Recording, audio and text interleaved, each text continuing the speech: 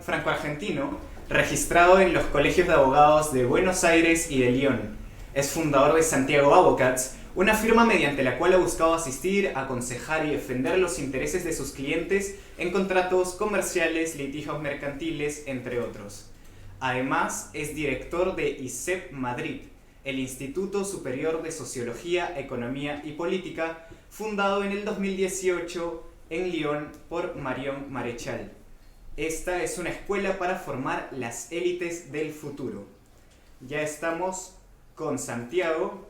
Santiago, bienvenido, la cancha es tuya. ¿Qué tal? Buenos días. Buenos días en Perú, buenas tardes en España, en otros lugares. Primero quisiera agradecer a los organizadores de este foro que han hecho un trabajo y están haciendo un trabajo absolutamente magnífico que no se ve, pero han puesto muchísimo empeño y sé que hace un par de meses que están trabajando para hacer esto posible. Lamento el formato, como todos ustedes, el formato un poco detrás de estas pantallas, escondido detrás de las pantallas. Si hubiese preferido compartir este momento en vivo junto con ustedes para tener un poco más de calor humano, pero bueno, vamos a tratar de hacerlo pese a estos inconvenientes de la situación actual. Vamos a intentar volverlo un poco más dinámico y entretenido. Es un gran orgullo para mí la invitación que me han hecho ustedes de participar en este foro y es un gran entusiasmo y de eso voy a intentar hablarles. Voy a intentar hablarles de entusiasmo. Lo nuevo me parece el nombre del foro, Desafíos para una nueva generación. Me parece que lo que es nuevo son las generaciones, porque los desafíos a lo largo de la historia, en definitiva, han sido siempre un poco los mismos y cada generación tuvo que levantar los desafíos de su época. Antes de hablar un poco de los desafíos, me interesa pintarles un poco, presentarles un poco dos ideas que tengo sobre el mundo en el que estamos viviendo actualmente, ¿no? Y una vez que ya habremos visto ese mundo, vamos a poder hablar un poco más de los desafíos culturales y de los desafíos políticos, que de eso va a tratar mi breve charla, mi presentación. Hay dos aspectos que quisiera resaltar del mundo en el que vivimos. Yo creo primeramente, el primer aspecto es que vivimos en un mundo, y tal vez los voy a sorprender porque este es un foro de jóvenes, y yo creo que vivimos en un mundo de viejos. No vean algún ataque particular frente a las generaciones de nuestros mayores, a los que les debemos todo lo que nos dieron y de la que tenemos que recuperar su experiencia. Pero creo que si hay algo que caracteriza a nuestro mundo es que es un mundo de viejos, es un mundo que no tiene pulsiones casi, es un mundo que tiene pocas pasiones y es un mundo que se ha quedado casi sin apetito, es un mundo como desganado, sin ganas. Ese es mi punto de vista sobre nuestro mundo actual, el mundo que nos ha tocado en suerte. En definitiva, podemos decir que el siglo de la filosofía del superhombre es un siglo deprimido. El siglo del confort, el siglo de los placeres, es un siglo aburrido. Y el siglo del advenimiento de las luces, de todos los siglos de las luces, tal vez sea un siglo que nos ha dejado en la oscuridad. Los profetas de este siglo son viejos. Y si no me creen, piensen ustedes en los dos profetas que más tienen la voz más cantante o que llevan la voz más cantante de nuestra época. Y estoy hablando de Bill Gates y estoy hablando de Klaus Schwab. Bill Gates no lo presento, todo el mundo lo conoce. Klaus Schwab es el fundador y el presidente ejecutivo del Fórum de Davos, donde se rejuntan todos los años los dirigentes mundiales para decidir qué va a ser de nuestras vidas. Bueno, si empezamos por ello, son viejos. Y pueden ustedes ir en internet, se meten en la página del Fórum de Davos. Klaus Schwab escribió un libro que se llama El Gran Reinicio, y fijaron además dentro del Fórum de Davos los objetivos para el 2030, ¿no? Objetivos que dijeron que, dada la pandemia, hay que ponerlos en marcha un poco antes. Y si ustedes van ahí, se conectan al Fórum de Davos, en la página del Fórum de Davos, y van a leer los objetivos para el 2030, van a ver que son objetivos terribles, me parece, ¿no? Es un mundo, dicen en uno de los objetivos, en el que nadie tendrá nada que le pertenezca, pero todos seremos felices. Sin nada seremos felices. entre otros objetivos, paso, no vamos a poder comer carne. Es un mundo sin carne, lo cual nos lleva a una pregunta, nosotros que somos de la religión de la encarnación, ¿no es cierto? Una religión en la cual la carne es fundamental, porque es una religión que se encarna, en la cual hay carne, que es lo que nos nutre, lo que nos hace vivir. Bueno, creo que ese es un poco el mundo que nos están pintando, ese es un poco el mundo que nos rodea. ¿Ese mundo nos hace feliz? No creo. No creo que el hombre sea feliz en estas épocas. En Francia, por ejemplo, donde estoy viviendo ahora, hubo estadísticas serias, entre comillas, que dicen que entre la primera cuarentena y la segunda cuarentena, 20% de la población francesa pensó, esa es la manera que está redactada la encuesta, pensó seriamente en suicidarse. 20% de la población francesa es aproximadamente 13.600.000 personas que pensaron suicidarse. No creo que eso sea un mundo feliz. Y para saber a dónde vamos necesitamos seguramente saber de dónde venimos. Cuando empecé a preparar esta charla, cuando empecé a preparar esta intervención, a pensar un poco en el mensaje que les quería transmitir, qué es lo que les quería decir, me puse a pensar un poco en los hombres del pasado, ¿no? En los grandes hombres que forjaron el pasado, que forjaron nuestra civilización occidental. Me puse a pensar un poco en Alejandro Magno, en Julio César, pero no solo en ellos. Me puse a pensar también en Carlomagno, en Clodoveo, en San Fernando, en el Cid Campeador.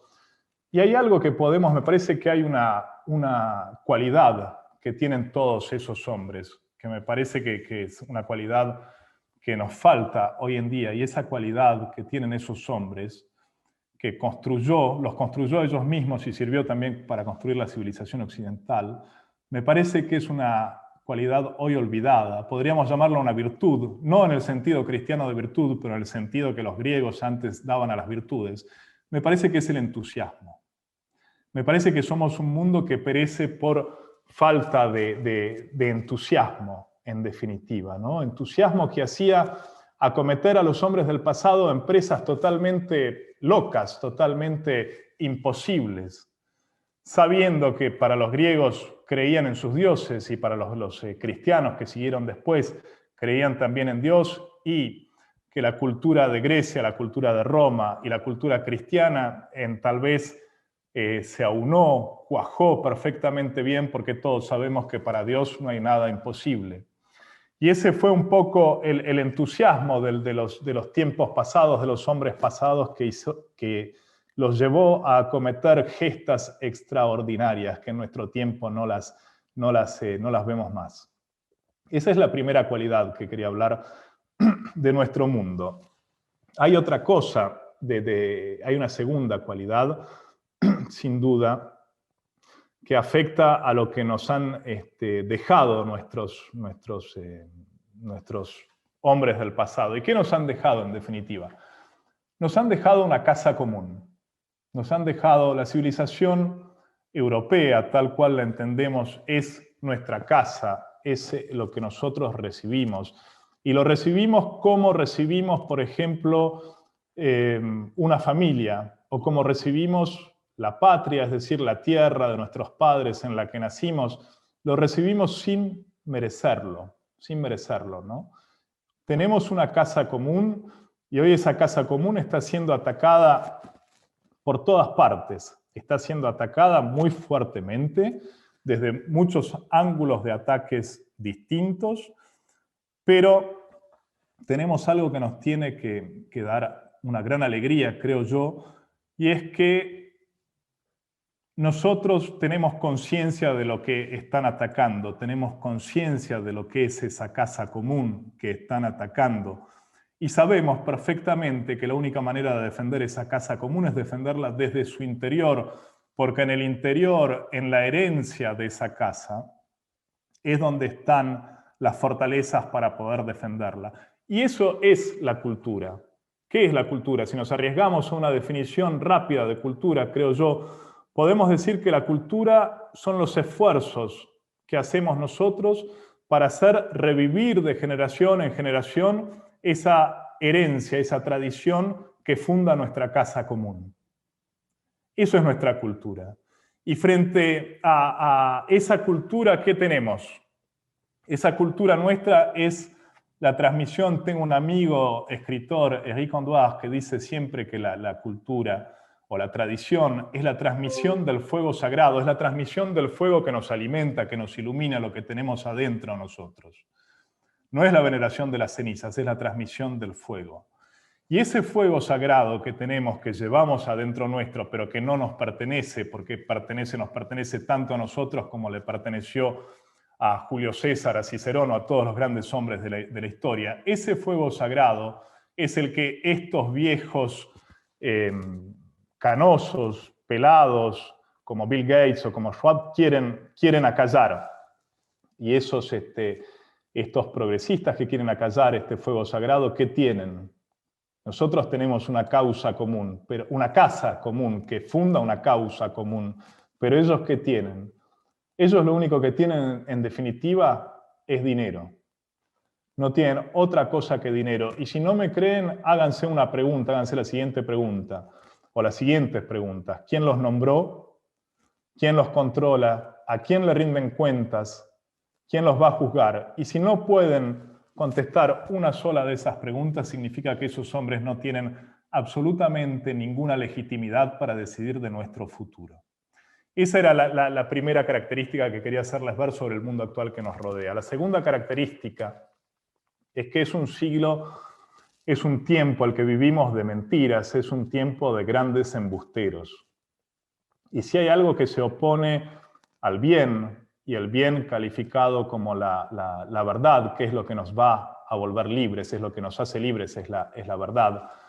En definitiva, lo que se opone al bien, y es una creencia que a veces no la tenemos muy en claro, no es el pecado, no es la maldad. Lo que se opone al bien es la mentira. Es la mentira. Y creo que también hay una inversión total de valores en nuestros siglos, que hace que otras veces durante generaciones y generaciones en Europa, en Iberoamérica, en todos los países occidentales, se seguía una regla según la cual se odiaba al pecado, pero se amaba al pecador, porque el pecador lo que necesita es consuelo, necesita volver a la casa común. Y hoy en día, fíjense que esa propuesta, esa proposición que fundó siglos de civilización occidental, está totalmente invertida. Hoy se ama al pecado y si se odia a alguien es al pecador. Y creo que podemos recordar esa frase del gran poeta francés que fue Baudelaire, que decía lo siguiente, decía: el hombre moderno descree de Dios a quien conoce y ama al diablo en quien no cree. Descree de Dios a quien conoce y ama al diablo en quien no cree. El pecado lleva a la muerte, del pecador a la muerte, pero más allá de eso, Juan Pablo II hablaba de las estructuras de pecado, diciendo que en nuestra civilización occidental actualmente vivíamos en estructuras de pecado. Y esas estructuras de pecado son terribles porque llevan a los hombres hacia la muerte. Pero nosotros no somos adoradores de la muerte, nosotros somos hijos de la vida. Y probablemente es por eso porque somos hijos de la vida y que defendemos esa virtud del entusiasmo, esa virtud de la transmisión, de la tradición, de la cultura en nuestra casa común, probablemente sea por eso que haya tantos ataques contra esa casa común. Porque un hombre privado de entusiasmo, privado de creencias, privado de amores, privado de pasiones, hasta diría privado de pecado, porque fíjense que incluso en el mundo moderno se borran los pecados y tal vez el único pecado que realmente rechaza el progresismo es la verdad. El gran pecado que no acepta el progresismo es decir la verdad, pero salvo decir la verdad, todos los otros pecados están aceptados. Entonces, en definitiva, podemos entender que lo que quieren hacer nuestros enemigos es un hombre que no tenga fidelidades, que esté cortado de las fidelidades para ser totalmente manipulable, para ser totalmente el producto último de consumo de un mercado global. listo para la cuarta revolución, de la cual nos va a hablar con brío, creo que mañana o pasado mañana probablemente Miklos Lukács, que la cuarta revolución es la revolución del transhumanismo, del hombre superado, del hombre, de la religión del hombre mismo, ¿no? Que hoy es a donde nos está llevando todo el globalismo. Dándole razón a lo que decía Dostoyevsky en el pasado, que decía de padres liberales, hijos totalitarios. Y fíjense que hoy estamos viendo en el mundo esa conjunción con una subida muy fuerte de China, que dicho sea de paso es la única gran economía mundial que tuvo una tasa de crecimiento positiva el año pasado. Todas las otras se derrumbaron, menos la República Comunista, perdón, comunista no, la República Popular China. Cómo ellos están poniendo en práctica esos principios para ser un hombre solitario, un hombre que sea librado a él mismo y con una mente tan abierta, tan abierta, tan abierta que se le cayó el cerebro. En definitiva, ese es el escenario y eso es lo que está en pugna, lo que está en lucha, lo que está en pugna son dos visiones hoy de la humanidad. Una visión que es la visión de Hobbes, la visión de todos los revolucionarios y de todos los filósofos de la revolución que siguieron, de todos los progresistas, según la cual el hombre es un lobo para el otro hombre, con otra visión que es la visión cristiana, que es la visión de la tradición nuestra, de nuestra casa común, que dice que el hombre fue creado a imagen de Dios para poder lograr la semejanza con Dios, que pecó, que cayó, pero que necesita ser redimido. Es bastante simple en definitiva, si lo pensamos así. Hay dos escenarios, dos visiones, dos amores, y tal vez lo podemos citar también a San Agustín, que hablaba de esos dos amores, el hombre, el amor del hombre que se ama tanto a él mismo, que se olvida de Dios, frente al amor del hombre que lo ama a Dios hasta el olvido de sí mismo. Una vez que fijamos ese escenario en el cual estamos, es muy fácil entender por qué hay tantos ataques a la causa común del lado de la izquierda, de las izquierdas, llamémosle progresismo, como quieran, porque el combate de ellos es contra todo lo que resiste en esa casa, bajo cubierto de lucha, antiguamente lucha de clases, hoy esa lucha de clases está pasada de moda, hablamos de lucha de razas, lucha de géneros, lucha de sexos, todos los inventos, porque el globalismo es, si hay un solo terreno en el cual es fértil, es en la imaginación que tiene, porque después es estéril, como el mal es estéril, porque el mal es la ausencia de bien. Pero en esa imaginación sin medida que tiene podemos hablar también de la discriminación positiva, de todas las teorías indigenistas, del lenguaje inclusivo, bueno, todas esas teorías que inventan cada mes, cada 2 meses, que no paran de inventar nuevos ataques. Y en definitiva, todos esos ataques van en contra de nuestra casa común. Y fíjense ustedes qué interesante, porque esa casa común se puede defender únicamente, les dije yo, desde adentro. Se puede atacar desde muchos, los ataques pueden ser variados, pueden ser desde muchas partes. La defensa es, sin lugar a duda, desde adentro. Y me parece que hay un gran escritor inglés que lo resumía muy bien, que se llama Roger Scruton. Resumía muy bien este combate del progresismo. Decía, el progresismo lo único que es capaz de hacer es de destruir en algunos años, en algunas décadas, lo que Occidente tardó 25 siglos para construir. Esa es nuestra realidad. Les decía antes que sin saber de dónde venimos no podemos saber a dónde vamos. Y es sin duda por eso que la izquierda o el globalismo ataca tanto todos los lazos históricos, culturales con el pasado. Klaus Schwab, que citaba al principio de mi charlita, tiene una frase en un libro que escribió él, que se llama El Gran Reinicio, que escribió en junio del año pasado, en el que dice: la pandemia representa una oportunidad inusual y reducida para reflexionar, reimaginar y reiniciar nuestro mundo y forjar un futuro más sano, más equitativo y más próspero. En realidad lo que quieren darnos es la seguridad a cambio de nuestra libertad. Estamos en pleno en el Imagine de John Lennon, imaginar nuestro mundo, ¿no? Y es la misma generación que tenía esos grupos punk con esos lemas que decían no future, que hoy quieren reimaginar nuestro mundo. ¿Por qué quieren siempre reimaginar? ¿Por qué están siempre en el terreno de las ideas? Porque todo lo que ellos hacen nace de sus ideas. Todo lo que nosotros hacemos nace de nuestras realidades.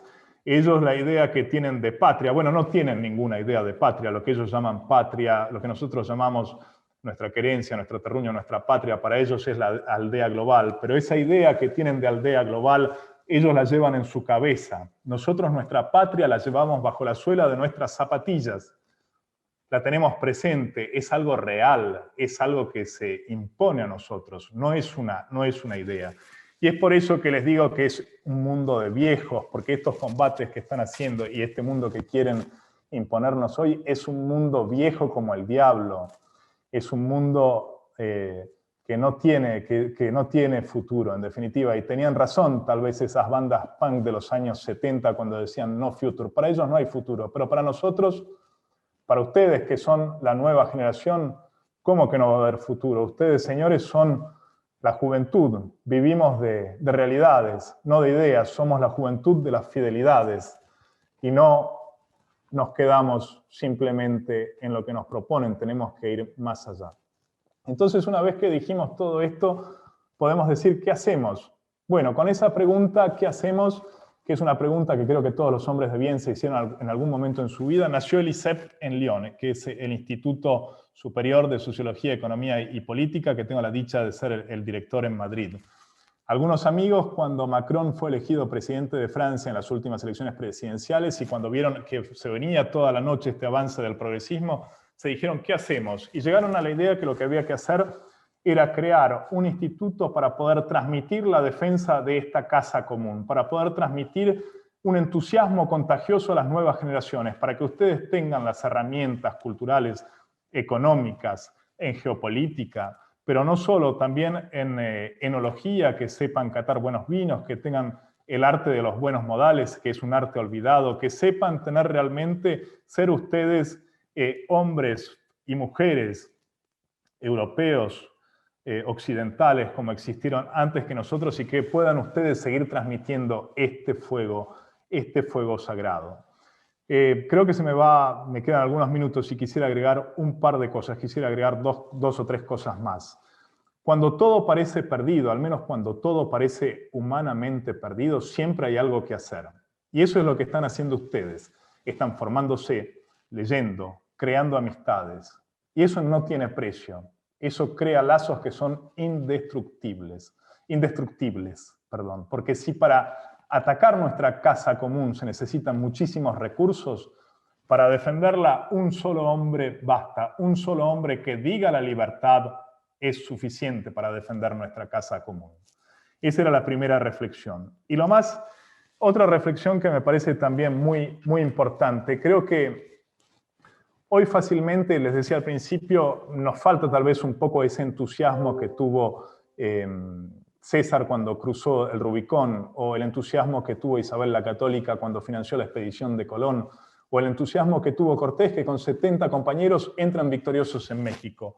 Fácilmente nos desmotivamos porque pensamos que los combates son demasiado fuertes, son demasiado terribles, y creo que demasiado fácilmente abdicamos al terreno del combate político.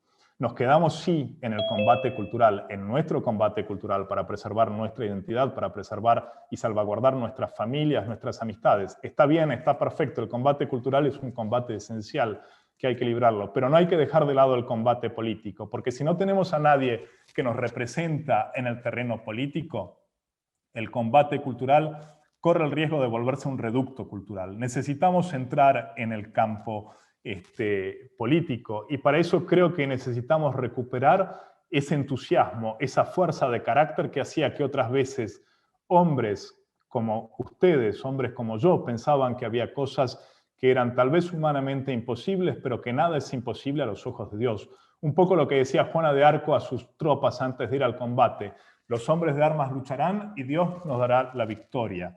Creo que eso tenemos que hacer. Y creo que cuanto más importante es el desafío y cuanto más duro parece el desafío, más deberíamos alegrarnos, porque quiere decir que más tenemos para hacer y más esfuerzos podemos dar.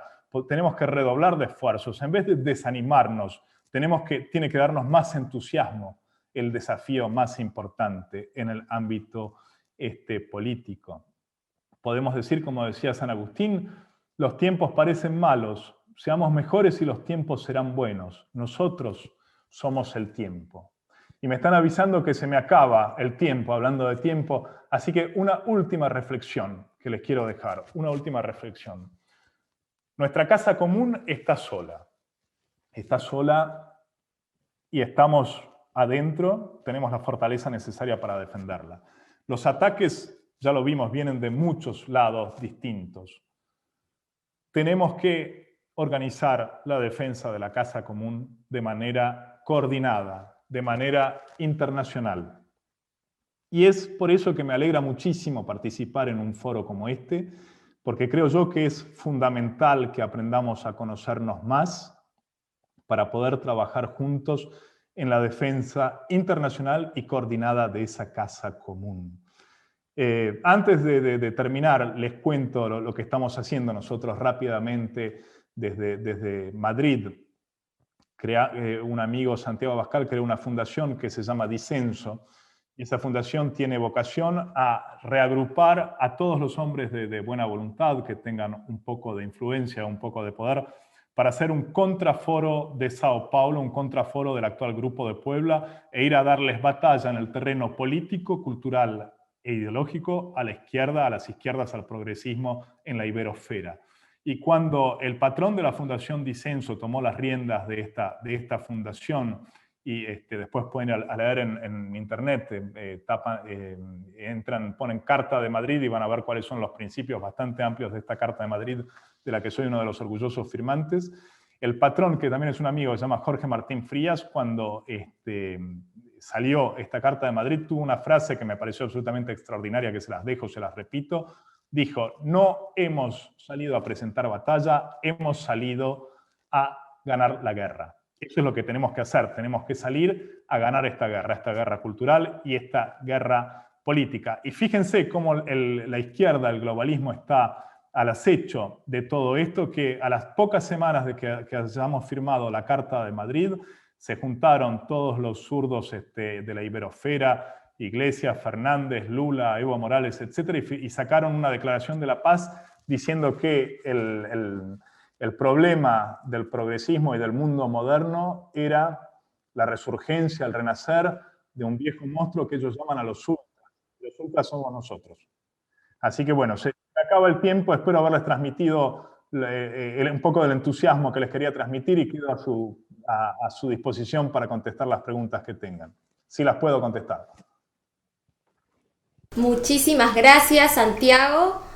A continuación vamos a hacerte las preguntas que todos tus oyentes han dejado a través de la plataforma de Menti. Tenemos muchísimas, pero solamente vamos a decir algunas por cuestión de tiempo. La primera es: ¿cómo luchar en lo cultural, dominado actualmente por el progresismo, con políticas públicas? Bueno, la respuesta es muy fácil y muy complicada al mismo tiempo. ¿Cómo luchar en lo cultural? Si esa fuera la primera pregunta, yo digo que en lo cultural luchamos defendiendo con nuestra vida, con nuestro ejemplo, lo que creemos, las verdades en las que creemos, las verdades que nos hacen ponernos de pie. Y diría que en un mundo de grises lo que se necesita no son tal vez más tonalidades distintas, lo que se necesita es luz. Y siendo luz, es decir, simplemente afirmando lo que somos, simplemente siendo ustedes donde están, en el lugar donde están, haciendo bien el trabajo de cada día, lo que tienen que hacer, ya es una manera de dar el combate cultural. De más está decir que teniendo hijos es una súper manera de dar el combate cultural. De más está decir que educando a esos hijos es una manera extraordinaria y es tal vez la aventura más difícil que tiene hoy el mundo actual para librar el combate cultural. Pero si escucho la segunda parte de la pregunta con políticas públicas y no hay 37.000 soluciones, si queremos que las políticas públicas puedan venir a ayudar en el combate cultural o puedan venir al menos a no imponer una visión, porque es lo que está pasando hoy. Hoy no es tan solo un combate cultural, sino que es una imposición ideológica de un solo punto de vista. Es un combate prácticamente religioso. Fíjense ustedes que el progresismo es una religión, ¿no? Tiene sus dogmas, lo políticamente correcto, tiene sus sacerdotes, los medios de comunicación alineados con el sistema progresista.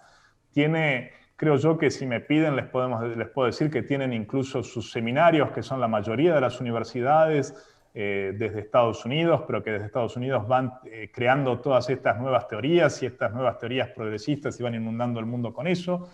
Tienen sus confesionarios, que son los teléfonos celulares en los cuales todo el mundo clama a los cuatro vientos sus pecados en el mundo entero. E incluso tienen lo que les decía recién, su pecado. Hay un solo pecado y una sola cosa que el progresismo no soporta, no acepta, no tolera, que se llama la verdad.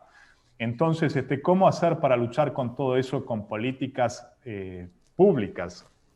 Hay una respuesta que me parece bastante evidente y que es muy complicada. Hay que hacer política y hay que tomar el poder. Hasta que no tengamos poder político, no vamos a poder influenciar con políticas públicas sobre este combate cultural. Me parece evidente que la única solución que se presenta es en el ámbito político, retomando el poder político. Así es. Tenemos la siguiente pregunta, que es: ¿habría que insertar más identidad nacional para enfrentar el esquema planteado por el progresismo que busca en la diversidad global la única forma de expresión cultural? Creo que sí, pero creo que en definitiva también tenemos una visión que es un poco distinta de la visión del progresismo. El progresismo tiene una visión puramente ideológica, quiere imponer sus ideas. Y la diferencia tal vez, me parece, con lo que se ha dado a llamar la derecha, bueno, habría que definir un poco más los términos, porque hoy no o con las identidades más nacionales, es que muchas veces nosotros creemos más en la libertad de los hombres y en la capacidad que tienen los hombres para elegir ellos el bien. Y yo no sé hasta qué punto el bien puede imponerse por la fuerza.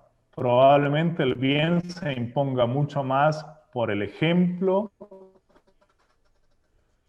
y se imponga mucho más por el que transmitir. Yo creo que antes de imponer políticas culturales, tipo de política cultural, empecemos por eso, empecemos por suprimir políticas culturales, de dejar que intentemos restablecer un principio más de subsidiariedad, en los cuales la familia intervenga primero en la educación de los hijos y después intervengan las escuelas y después intervengan las universidades, pero restablezcamos un orden en las cosas, me parece. Gracias, Santiago, por esta excelente ponencia. Estamos seguros que les será de mucha utilidad a todos tus oyentes. Pero ahora el foro no termina aquí, sino que queremos invitarte a que puedas participar en nuestros futuros proyectos. Tendremos conferencias, talleres, cursos del área de humanidades. Así que queremos comprometerte a que puedas participar en este gran proyecto. Bueno, en ese caso, gracias. Bueno, te agradecemos muchísimo. A ustedes por la invitación. Toda emergencia necesita héroes, de muchos. Y debemos estar listos, despiertos.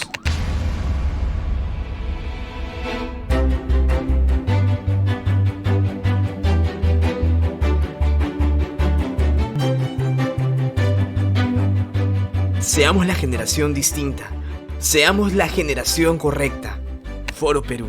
Desafíos para una nueva generación.